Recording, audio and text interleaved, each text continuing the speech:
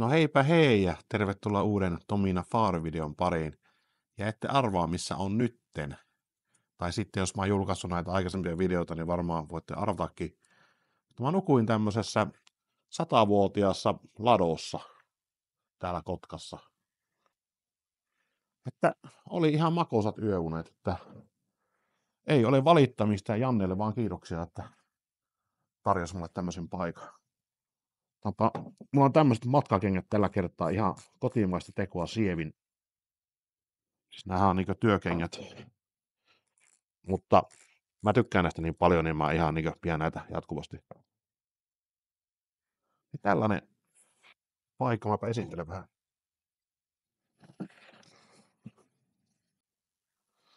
Tämmönen pihapiiri. Tää on tässä Leninin puiston vieressä Kotkassa. Mahtukohan mulla jotakin? Heikkari. Kortti. Ei kai mulla unohtunut.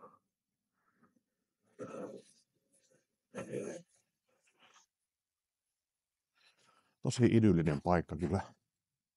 Tää on vissiin näitä harvoja tai vanhimpia tämmöisiä säilyneitä tämmöisiä sisäpihasysteemeitä täällä Kotkan suunnalla.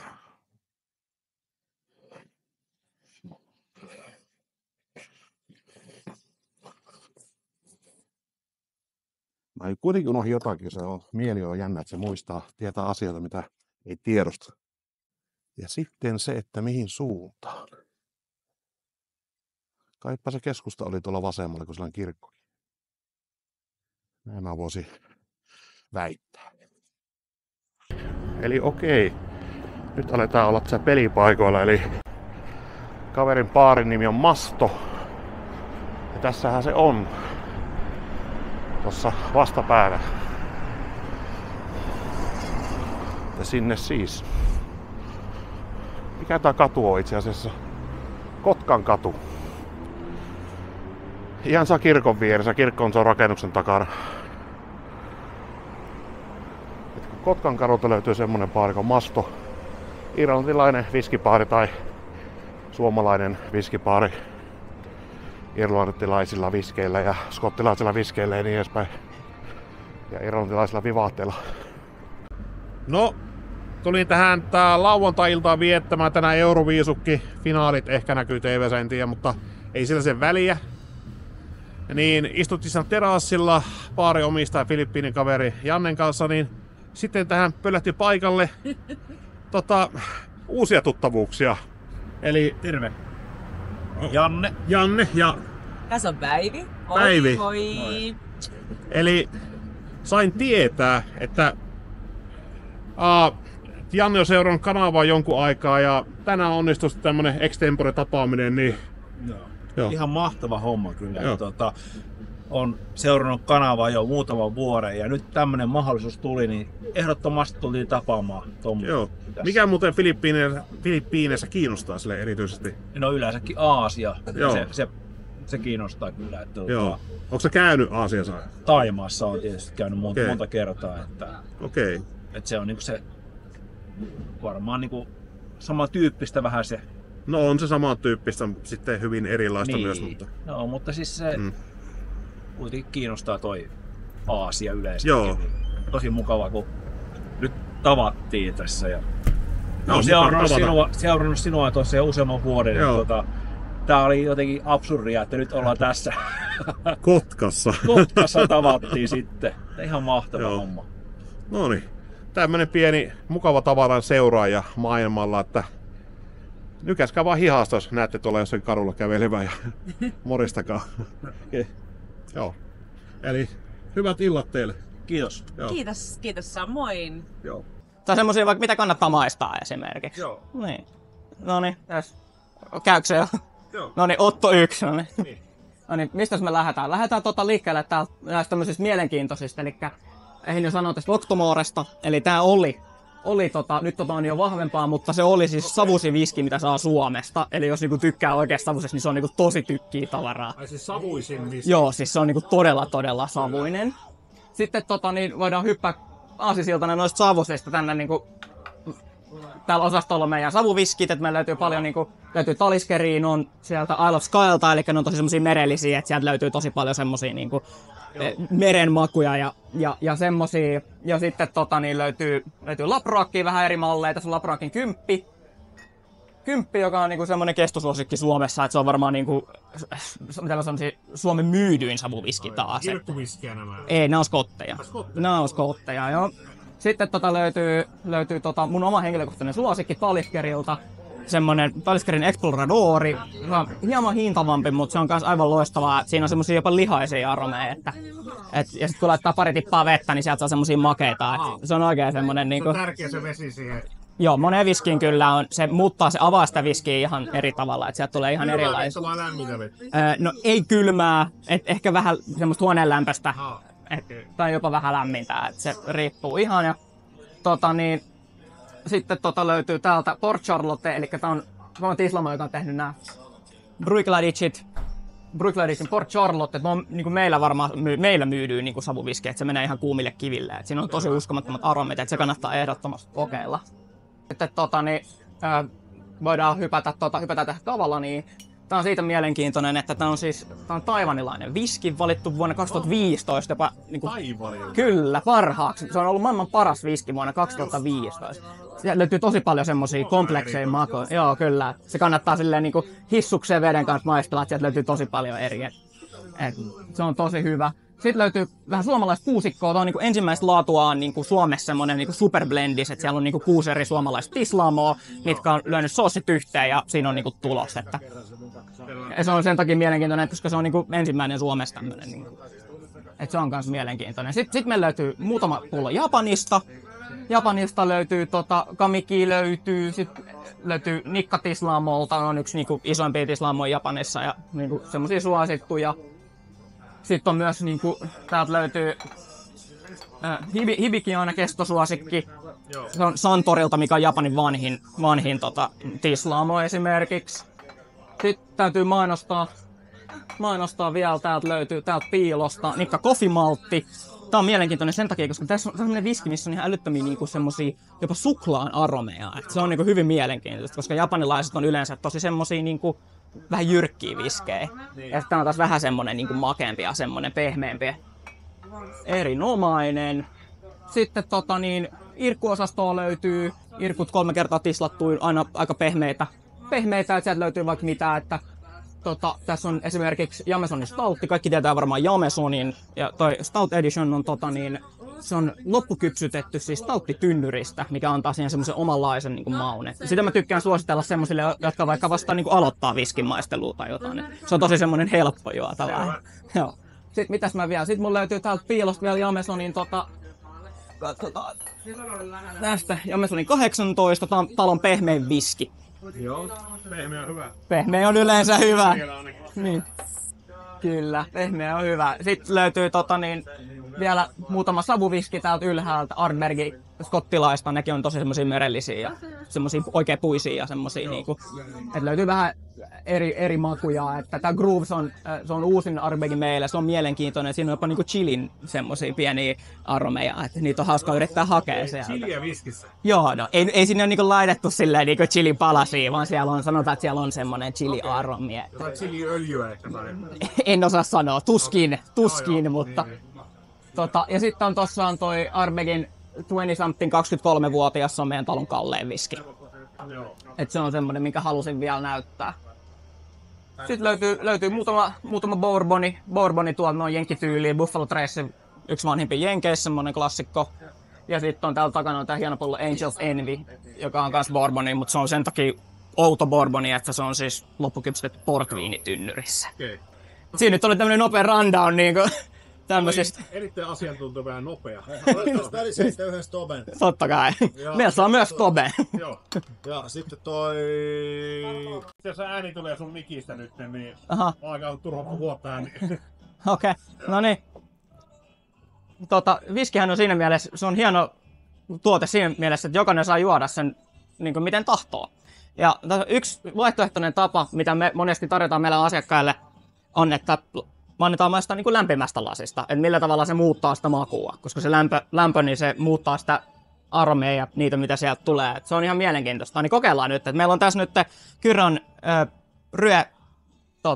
Peat Smoke, vähän turpeinen viski, niin kokeillaan mitä se tekee.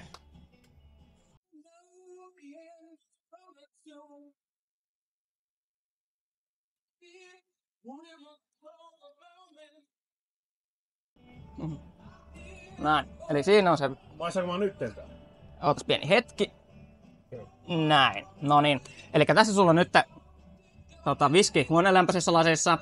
Sitten sulla on tässä vesilasi ja sitten sulla on tässä viskilasi, missä on kuumaa vettä. Eli nyt sä voit ensin maistaa tosta. Paistan ja... Mm-hmm. Jää? Jää? Saanut savuun. Ilmeisesti ihan hyvä kuitenkin. No niin. Sitten sen jälkeen me voidaan kokeilla niin, että mä kippaan sulle pois. Näin. Ja sitten mä kaadan sulle nämä viskit nyt tänne kuumaan lasiin. Jaa. Mm. Mites tää... Mä oon vaan maistanut. Nyt sä voit hetken pyörittele sitä vähän ensin ja sit voit maistaa. Aika kuumalla se mä otan tätä. Ja...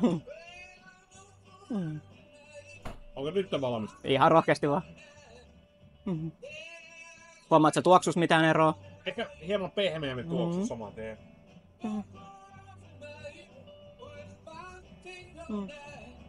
Tää on saatana pehmeä nyt. Siis tää ei tullut sitä takapotku yskäsyä, kun mä oon ihan tottumaton tämmöiseen rankana alkoholiin. Eli se on sun mielestä niinku helpompi juoda? Kyllä, erittäin paljon helpompi. Pehmeämpi. Sitten annan sulle vielä lusikan tohon vesilasiin, niin monesti laitetaan pari tippaa vettä. Okei. Sä voit laittaa ihan pari tippaa vettä siihen, sit pyörittelet sitä hetken ja sit sä voit kokeilla taas, että muuttaako se sitä sun mielestä jotenkin. Okei, siinä on 3 tippaa. Sitten vähän pyörittelet sitä hetken taas. Miten sitä ulkonäön muuttuu tässä on ihan... Niin ei välttämättä, se on aika pieni määrä vettä, niin... Joo.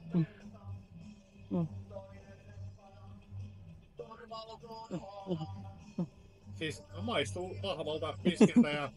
mutta... ei niin vahva savuaromi, että saa niinkö kylmiltään tuohon lassiin. Tämmöiselle niin sanotun vauvasuulle sopii. Eli lämmin lasi vauvasuille. Niin, kyllä. Joo. Eli tämmönen kikka 3 viskidoosi. Niin, ja niin kuin sanoin jo alussa, että jokainen juo miten tahtoo sen. Että jotkut juo vedellä, jotkut juo jääpalloilla, ja tässä on yksi tapa. Joo. Mulle sopii tuo lämmin lasi kyllä. Mä tykkään lämpimästä viskistä tolleen. Eli sopii se lämpöisiin. No hyvä niin. Joo. Kiitos. Kiitos. Joo, Janne tuosta Mastobaarin omistajani antoi mulle tämmösen mopoon lainaksi, niin mä käyn tuolla vähän kattelemassa Kotkan keskustaa ja nähtävyyksiä. Tuossa on joku siilo, Kotkan meripuistossa ollaan. Tässä ei varmaan akku kestä kyllä, se on ylämäki, niin haita täällä. Epäilenpä kyllä, se lukee Shark. No. Kivan näköistä seutua täällä. Asuinaluetta vesiputousta etsimässä. Okei, siellä näkyy jo vesiputous, eli mitä kautta mä menen, tuolta vai täältä? No moro vaan. Mä tykkään näistä taloista hirveästi, niin ajattelin kuvata. Voisin kuvitella asuvani tossa talossa tai tossa talossa. On muuten 4 paljon ja korkeat katot. Komia puisto, tässä tää vesiputous. Ja tuolla on korvette jollakin. 60-luvun korvette pihalla. Ajelenpa tästä nyt sitten. Tää on tämmönen sähkömopedi. On tällä kesää jo pidemmälläkö. Oulussa ei ole lehtiä puissa vielä, mutta täällä nyt on nuput. Tässä on vesiputous vissiin. Onko siinä norppa? Ei helvetti, siinähän norppakerholainen. Onpa aika pieni tuo norppa ja hyvässä lihassa niin kuin minä, mutta hyväksyisin kerhoon kuitenkin. Norppakerhon edellytyksenä on, että on pyöreä muoto ja tykkää vedestä. Joo, siinä on vesiputous. Ja joku lampi.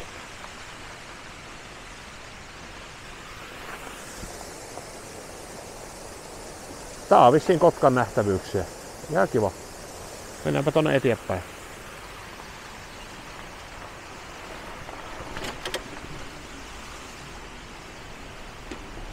Wops! Ai! Tommonen kynnys, niin skootteri valittaa, että ei oo jousia. Tässä vissiin jouset on sama kuin tuo rengas. Aika paksu rengas toisaalta. Mennäänpä tästä. Mennäänkö tästä? No mennään tästä yli. Eikö, ei me tästä mennä, kun me mennään.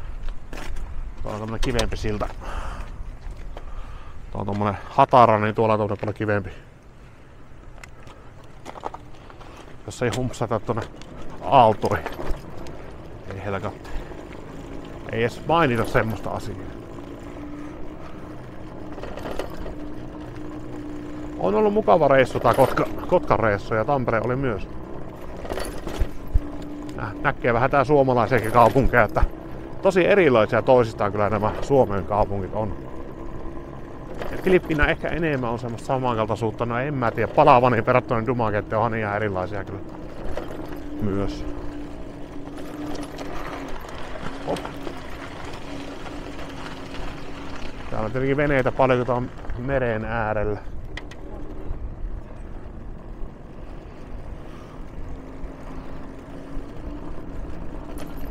Mihinköhän me sitten mennään? Nyt on sunnuntai.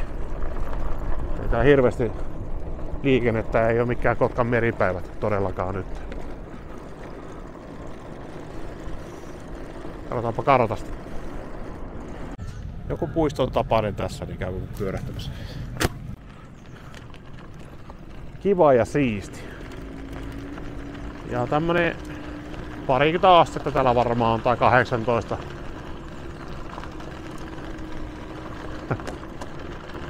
Mä tykkään vielä, kun huomenna mä matkustan jo sinne takas sinne Aasian Ryysikseen, niin kiva olla tässä täällä rauhassa vielä.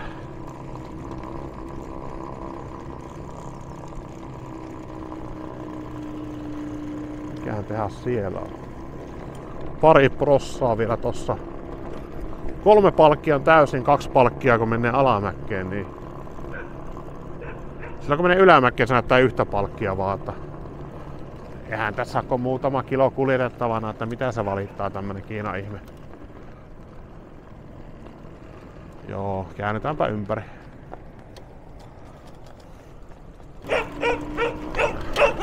Täällä on kaikki leikkikalut ja jahtaa tämmönen karukoira täällä. Miten mä selviydyn tästä?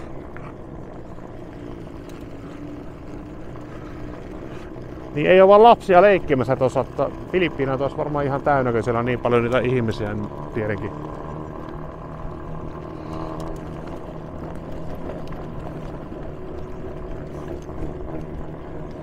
Tuo on varmaan kuin kirkko. Joo, kirkkohan se on.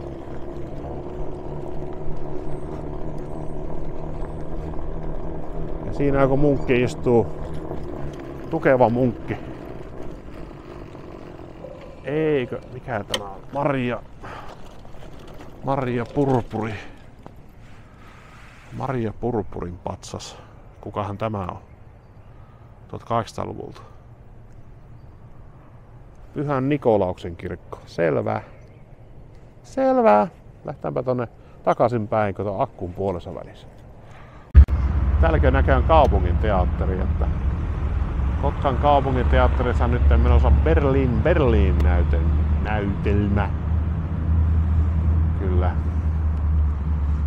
Hieno homma. Siellä pienet unet otetaan ja joo, jatketaanpa tästä. On tää Kotka kaunis kaupunki, kyllä täytyy sanoa. Ja tosi hiljainen. Mutta tässä on pientä semmoista ison kaupungin tuntua tai isoja rakennuksia kuitenkin, että ei mikään niinkö Raahenkorkunen oo silleen. No siinä on.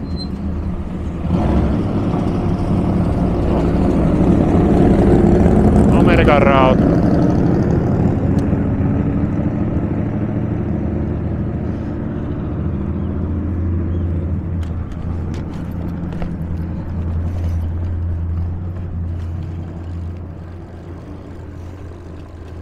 Tää taitaa olla Palskivuori. Eli mä nyt ihan väärässä ole. Täällä Jannella, mikä omistaa tämä sen mastobaarin, niin sillä on kesäisin täällä Palskiravintola tässä. Vittikö mä tällä skootterilla mennä ylös asti? Ainakin mä mennään alas tämmöstä kivasta kivetyksestä, ettei molskaheta. Oi shapatatata. Huhhuija. No joo, tässä se on se Palski. En mä tonne ylös lähkö. Tää on niin... Ei tää ei oo semmonen mönkiä mallinen sähköajoneuvo. Mutta tuolla on se Kotkan satama, mihin mä saavuin junalla. Tuli hassu nimi, Tyylikotka. Kotka on hauska nimi kaupungilla muutenkin, niin Tyylikotka. Tommonen sisustusliike tossa. Ai, tossa se on se kirkko. No, tuolla näyttää olevan jotain elämää, niin mä menen tuota katua nyt sitten. Katsotaanpas mitäs siellä on. Tässä jarrut on vähän niinkö silleen, että ne on olemassa, mutta vähän niinkö sanotaan jarruiksi, mutta ei ne kyllä jarruta niin hyvin. Varsinkaan kun on silleen 100 plus kiloa tässä. Alamäki on kiva, että akku kestää. Ai, se on seurahuone tuossa Sokos Hotel. Keskusgrilli. Kyllähän mä oikealle tästä tietenkin menen. Luonnollisesti.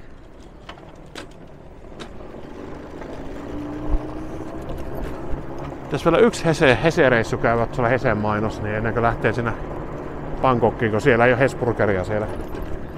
Tietenkään. No tässähän mä oon takaisin nyt, että tässähän tää on tää.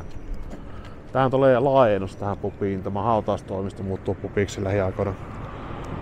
Mutta mä käyn vielä kattelee vähän täällä kuitenkin. Tää hieno muraalin tapainen. Tää on tämmönen hiljainen suomalainen kaupunki. Ei täällä nyt niin hirveästi mitään karnevaaleja oo, mutta turvallinen ja hyvin rakennettu.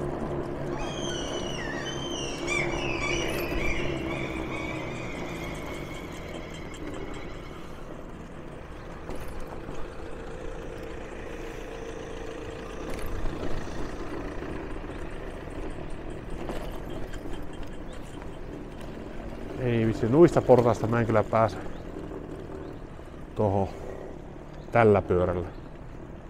Se on tommonen kiva kirkko, niin mä kattoo, jos siellä pääsee johonkin sinne. Pietariin pääsis tuota valtatietä. Eipä nyt olla Pietariin menossa. Ei sinne vissiin ole raja auki vieläkään. Mutta tää on kyllä, näyttää venäläisellä arkkitehtuurilla tämä kirkko mielestäni. Näyttää vähän niin kuin Uspenskin katedraali, pikkusen luterilainen versio, niin semmoista arkkitehtuurista Helsingissä. Mä itse olen ortodoksi, niin Karjalasta, niin näyttää, että tää on semmonen 1800-luvun kirkko. No tästähän sitä pääsee kivasti.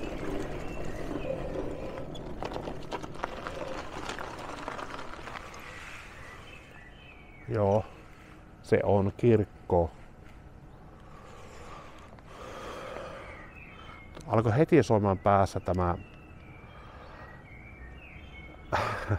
Mikä tämä on tämä suomalainen sotalaulu? Hunnut säesti ja hänet sankarhautaan haudattiin. Mikä se on? Kiurut säesti.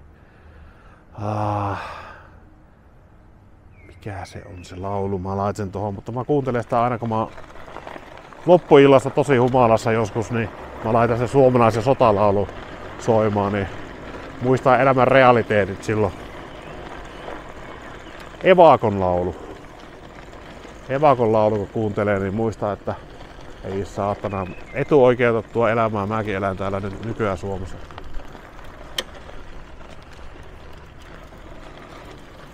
Epic autokoulu tossa. Mullakin moottoripyöräkurssi siellä Epicissä, mutta kesken. Jo täältä ei päässytkään alas.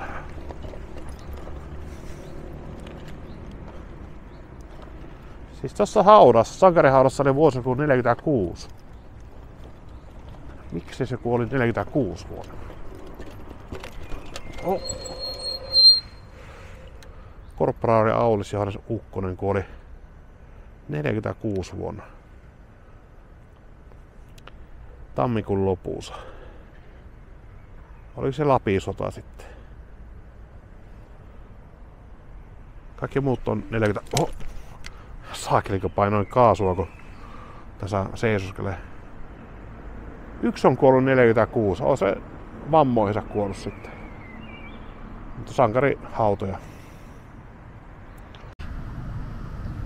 Tässä kirkon vieressä Kotkan lyseo, niin se varmaan liittyy johonkin näihin matematiikkaan tämä, mutta tuossa keskimmäistä ei tule kyllä mieleen mikään hyperboili, vaan tuo näyttää enää semmoista piip-tapilta. Ainakin mun mielikuvissa. Tässä rakennuksessa kasvatetaan tulevaisuuden toivoja, eli Kotkan lyseo on siinä. Ja on muuten hieno rakennus, täytyy sanoa. Ja tossa on tommonen säästynyt puutalo. Vanhan näköinen, hyvin todennäköisesti yli 100 vuotta vanha. No nyt ollaan tärkeällä paikalla. Eli kaveri asuu niinku tossa vieressä, niin tässä on Leninin puisto. En tiedä onko sen nimi vieläkin Leninin puisto. Pitää tarkistaa Mapsista, mutta tuossa Ukrainan lippu joku maalannut tuohon paikalle, missä oli tuossa Suomen viimeinen Leninin patsas kuulemma. Näin. Janne kertoo, että se oli Suomen viimeinen muistaakseni. Ja sitten joku kirjoittanut homo tuohon myös, mutta sitä on tämmöistä katutaidetta, että sehän elää aina, kato.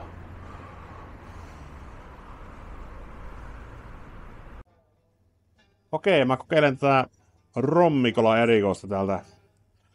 Tässä on nautittu muutamat, niin on tämmönen hapokas olo. Täällä on 4 rommin tämmönen spesiaali. Maston 4 rommin kola. Pilpparilla mä juon sitä Tandue Superioria tai sitten Captain Morgania kolan kanssa. Se on erittäin hyvä. Mutta aika lailla sama ja hyvä hinta täällä Suomessa. 7 €. No niin, siinä on herkkua nyt matkamiehelle. Kello on nyt 11 illalla ja huomenna 11 lähtee tuo onnibussi täältä Kotkasta Kamppia sieltä sitten junalla. Eikä tää toimi. Pieni yömyssy tähän sitten. Suostelen kyllä. 7 € halpaako saippua. Hyvä sydäminen omistaja halusi vielä tarjota mulle lähtöpaukun tässä, niin tää on 200 € pullo. Havana Club. Is it rum? Joo. Havana Club. Alright. Okei. 15 anjos. Okei, selvä. Noniin, maistellaanpa tätä. Eli tällainen kaunistus. Voisin sanoa, että se on semmonen syvän meripihkan ruskea ja hintansa takia pitäisi maistua hyvältä. No, maistetaan. Haju on tiukka ja aromainen. Ei ole aromainen, vaan silleen rommimainen.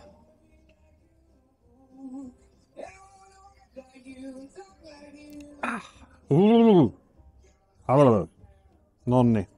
On tää aika tiukkaa polttelee kieltä, että niin vahvaa, niin toimii rommina. Okei.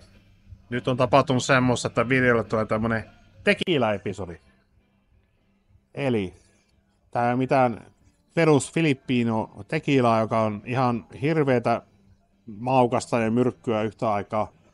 Mutta tää on Don Julio. Tää on kuulemma Oscar Kaalasta tunnettu. Ja sitten paari omistaja Janne tilastaa Amerikoista. Hartoilta. Mutta tää oli loppunut koko maailmasta, kun se oli ollut tässä Oscar-kaussa. Joo. Eli tämä on kuulemma eka tekilä, mitä hän voi juoda hyrjöämättä tyyliin. Niin mä uskon, että kun nyt saa maistiaiset talon puolesta, niin eiköhän se uni tuu palloista jossain vaiheessa. No niin, nyt tulee herkkua. Kiitos. Enkä mä tätä ykkösellä vähän huivi. No niin, katsellaanpa tässä. Niin, nyt on keskiketterä jätetty taakse. Eli on tekilän vuoro. Sain senttilitran. Sentin. Miten sanotaan? Ei ole senttilitra. Onko se senttilitra? 4 senttilitraa on shotti, 1 senttilitraa on senttilitra. Niin, sain tämmösen. Hui, on mulle erikoinen maku sille, että yleensä tekilä on vaan hirveetä, ihan niinkö kamalaa kuraa, mitä juodetaan naisille, että ne olisi hauskempia. Ja joillekin miehille myös, jos on huono huumorintaju. Niin erittäin hyvä maku, se haju siis. Ihan niinkö... Mä kyllä tiedän, että tätä on tehty vähän pitempään hartaudella ja semmoset juomainsinöörit, jotka on kovilla palkoilla enemmän kuin ne, mikä se on se Filippiinien tekilä, se perus saise. Ui, saatana. Meni sieraimeen. Kyllä tää on siis tiukkaa kamaa, tää on joku 40. Puhistuu röörit tällä. Joo. Kyllä se tekilaa se on ja alkoholia on siinä, joo. Ei siinä mitään. Eli toimii. Tää on vaan senttilitra ja mä oon tämmönen vauvasuu oikeesti. Voi herranjumala. Voi. Mutta siis... Tää on siis pehmein tekilä, mitä mä oon maistanut. Mutta se on edelleen tekilä. Joten otetaan vähän rommikolaa tuo. Noniin. Puhistettiin suu rommikolalla. Niin sitten otetaan vielä tekilä.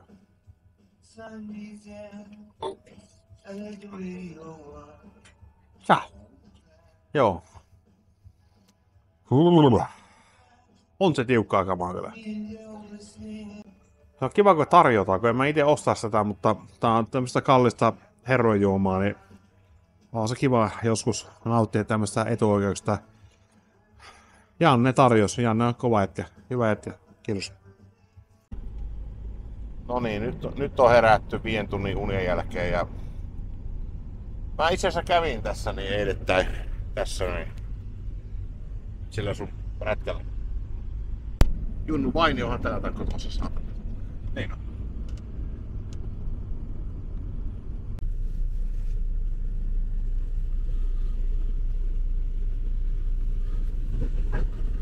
Siinä oli kotkalainen aito tyttö. Kaasuputki käräjäytettiin. Onko? Siis Nord Streamia vai? Joo. Hei saakeli, tossa on Nord Streamin pätkä. Ei helvetti. Jännä, että ei oo maalattu Ukrainan väreillä niinkö. No onhan tuo vähän niinkö sinistä tossa ja betonissa on niinkö. Siinä on Nord Stream. Ei helvetti. Siistiä. Teillä on kaikki Kotkassa, Leninit ja Nord Stream. Kaikki mistä puhutaan uutisissa.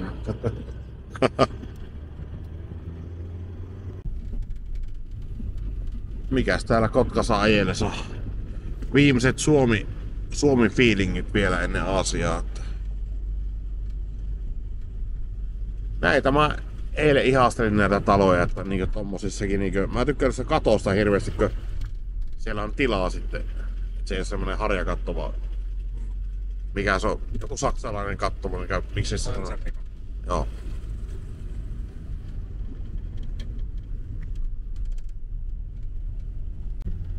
Että Kotkassa on merenkulkuoppilaitos. Että tarvii opettaakin semmoista hommaa. Just. Eilen me istuttiin sun kaverin kanssa, merimies oli siinä se Jouni. Joo. Kotkan kuuluisa bussiasema Onnibussilla Helsinki-Vantaalle.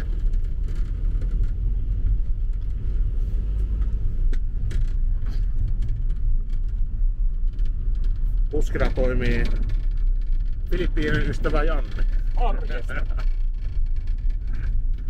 Janne on tarjonnut majapaikan ja kaikkea juomat ja ruuat täällä, että ei herra jumala. Hyvä kohtelu Oulun miehelle.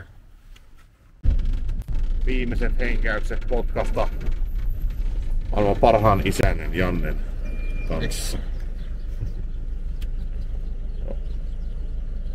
Mä haluan kiittää sua. Kiitos, ole hyvä. Mahtava isäntä. Ja tossa mun bussi tulee, Onnibussi. No niin, tuolla kamppi ja sitten 14 € oli tuolla Helsinkiin ja sitten sieltä sitten junalla lentoasemaan. Mähän menin sitten kampista suoraan Vuosaareen tällaisena maalaisena, niin nyt on tää Rautatietori alakerrassa niin lentokentälle sitten tästä pääsi kätevästi junaan. Ei kyllä enää muista yhtään tää Helsinkiä, että tuli just väärästä uloskäynnistä Rautatietori metrosta ulos, niin ei siinä. Kävelläpä tonne sitten paikallisjunaan. On se hyviä aikaa vielä 3 tuntia ainakin ennen lento.